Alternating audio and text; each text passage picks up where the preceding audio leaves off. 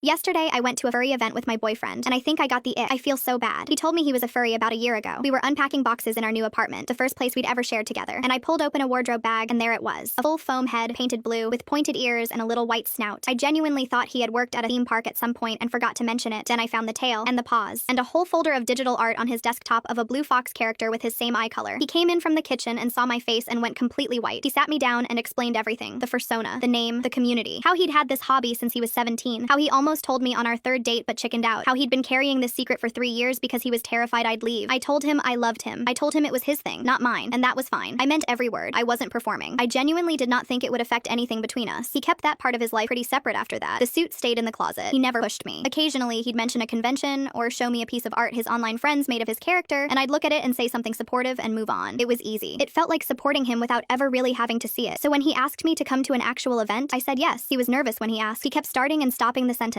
When I said yes, his whole body relaxed, like he'd been holding his breath for a week. That alone made me glad I agreed. The drive there was completely normal. We got coffee. We talked about what we wanted for dinner later. He had the suit bag in the back seat, but I wasn't really thinking about it. It was just a bag. Then he pulled over about 3 blocks from the venue. Walgreens parking lot, Sunday morning, almost empty. He got out, opened the back door, and started pulling pieces out one by one. The legs, the body, the gloves, the head last. I stood on the curb holding his iced coffee and his car keys and watched my boyfriend of 4 years disappear and get replaced by a 6-foot blue fox. He turned to face me and did a little bow. I laughed.